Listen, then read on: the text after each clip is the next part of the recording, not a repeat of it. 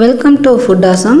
இன்றைக்கி நம்ம என்ன செய்ய போகிறோன்னா தஞ்சாவூர் கும்பகோணம் ஸ்பெஷல் நம்ம கடப்பா செய்ய போகிறோம். இது ரொம்பவே டேஸ்ட்டாக இருக்கும். நம்ம வீட்டில் இருக்கிற இன்க்ரீடியன்ஸ் வச்சே நம்ம செய்யலாம். இது இட்லி தோசைக்கு ரொம்பவே ஒரு அருமையான காம்பினேஷனுக்கு. இது கூடவே நம்ம ஒரு ஃபில்டர் காஃபி வச்சு சாப்பிட்டோன்னா செம்மையாக இருக்குங்க. இதை நீங்கள் ட்ரை பண்ணி பாருங்கள். இந்த ரெசிபி நம்ம எப்படி செய்ய போகிறோங்கிறதான் நம்ம இந்த வீடியோவில் பார்க்க போகிறோம். அதுக்கு முன்னாடி எங்கள் சேனலை நீங்கள் மறக்காமல் சப்ஸ்கிரைப் பண்ணுங்கள். பக்கத்தில் இருக்க நோட்டிஃபிகேஷன் பெல்லையும் கிளிக் பண்ணிக்கோங்க. இப்போ நம்ம ஃபஸ்ட்டு நம்ம அரை கப் அளவுக்கு நம்ம பாசிப்பருப்பை நம்ம வேக வச்சு நம்ம எடுத்துக்கலாம். அரை கப் கூடவே நம்ம 1 இல்லாட்டி 2 உருளைக்கிழங்கு நம்ம தோல் சீவி இது கூடவே நம்ம வேக வச்சு எடுத்துக்கலாம். இப்போ நம்ம இது கூடவே நம்ம அரை கப் பருப்புக்கு நம்ம 1.5 கப்லேருந்து 2 கப் வரைக்கும் நம்ம தண்ணி சேர்த்துக்கலாம். ஏன்னா உருளைக்கிழங்கும் வேகணும் இல்லையா. இப்போ நம்ம தண்ணி சேர்த்ததுக்கப்புறமா நம்ம குக்கரை மூடிட்டு ஒரு 3லேருந்து 4 விசில் நம்ம மீடியம் ஃப்ளேமில் வச்சு நம்ம எடுத்துக்கலாம். உங்களுக்கு பருப்பும் அந்த உருளைக்கிழங்கும் சேர்ந்து வேகும்போது நல்லாயிருக்கும் உங்களுக்கு. இப்போ நம்ம வேகிற டைமில் நம்ம தாளிக்க வேண்டியதை தாளிச்சிடலாம். கடாயில் நம்ம 2 டேபிள் ஸ்பூனுக்கு நல்லெண்ணெயோ இல்லாட்டி கடலெண்ணெய் இல்லாட்டி ரீஃபைண்ட் ஆயில் ஏதோ ஒரு ஆயில் நீங்கள் சேர்த்துக்கோங்க. எண்ணெய் நல்லா காஞ்சதுக்கப்புறமா ஒரு பிரிஞ்சி இலை நம்ம கட் பண்ணி போட்டுக்கலாம். ஏன்னா நீளமாக போட்டிங்கன்னா உங்களுக்கு கிண்டுறது கஷ்டமாக இருக்கும். அந்த வாசனை வந்ததுக்கப்புறமா நம்ம 2 மீடியம் சைஸ் வெங்காயம் நம்ம நீளமாக கட் பண்ணி நம்ம சேர்த்துக்கலாம். வெங்காயம் இந்த கண்ணாடி பதம் வர்ற வரைக்கும் நம்ம வதக்கினா போதும். ரொம்ப வதக்கணும் தேவையில்லை. இப்போ வெங்காயம் நல்லா வதங்கியாச்சு. இப்போ நம்ம இது கூடவே நம்ம பெரிய அளவு தக்காளி ஒன்று நம்ம சேர்த்துக்கலாம். நம்ம எடுத்துக்கிற வெங்காயம் 2மே மீடியம் சைஸு. அதனால் தக்காளி அதுக்கு ஈக்குவலாக நம்ம ஒரு பெரிய தக்காளி நம்ம எடுத்துக்கலாம். இல்லாட்டி 2 தக்காளி கூட நீங்கள் சேர்த்துக்கலாம். ஆக்சுவலாக நம்ம கடப்பால் நம்ம இப்போ தக்காளி சேர்க்கக்கூடாது, லெமன் ஜூஸ் தான் சேர்க்கணும். நம்ம அதுக்கு பதிலாக நம்ம தக்காளி சேர்த்துக்கிறோம். இப்போ பார்த்திங்கன்னா நம்ம வேக வச்ச பருப்பும் உருளைக்கிழங்கும் பாருங்கள் நல்லா வெந்துருச்சு. இதை நல்லா நம்ம மிக்ஸ் பண்ணிக்கலாம்.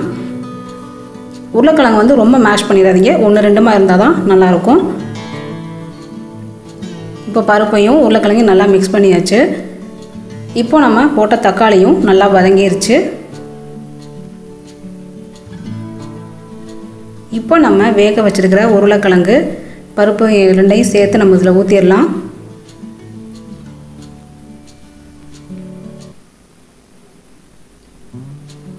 இப்போ இந்த பருப்பையும் உருளைக்கிழங்கையும் நம்ம மிக்ஸ் பண்ணி வச்சுக்கோல, அதை ஆட் பண்ணதுக்கப்புறமா நல்லா நம்ம மிக்ஸ் பண்ணிடலாம்.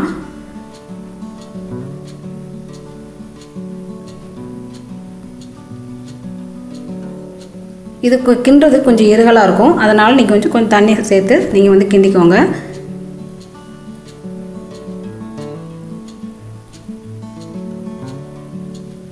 இப்போ நம்ம அந்த குக்கரை வாஷ் பண்ணி கொஞ்சம் தண்ணி ஊற்றிக்கலாம்.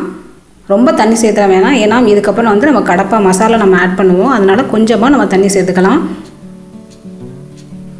நீங்கள் எவ்வளோ தான் தண்ணி ஊற்றினாலும் அது இறுகிட்டே தான் இருக்கும். ஏன்னா உருளைக்கிழங்கும் பருப்பு இருக்கிறனால இறுகிட்டே தான் இருக்கும். அதனால் நம்ம ரொம்ப தண்ணி சேர்த்துற வேண்டாம். இப்போ நம்ம கடப்பா மசாலா நம்ம அரைச்சிடலாம். ஜாரில் ஒரு 2 சின்ன பீஸ் அளவுக்கு பட்டை, 3 கிராம்பு, 2 ஏலக்காய், ஒரு சின்ன பீஸ் இஞ்சி, 2 பூண்டு, ஒரு 4லேருந்து 5 முந்திரி பருப்பு. உங்கள் காரத்துக்கு தகுந்தாப்புல காரம். நான் 2 பச்சை மிளகா நான் சேர்த்துருக்கேன். இது கூடவே ஒரு அரை டீஸ்பூன் அளவுக்கு நம்ம சோம்பு சேர்த்துக்கலாம். இது கூடவே அரை கப் அளவுக்கு நம்ம தேங்காயும் சேர்த்துக்கலாம். இதுதான் கடப்பா மசாலா. இதை நம்ம நைஸாக பேஸ்ட்டாக நம்ம அரைச்சி எடுத்துக்கலாம். இந்த மாதிரி நம்ம அரைச்சி எடுத்துக்குவோம். நம்ம மிளகா பொடி சேர்க்க போகிறது கிடையாது. நமக்கு இந்த பச்சை மிளகாவோட காரம் தான்.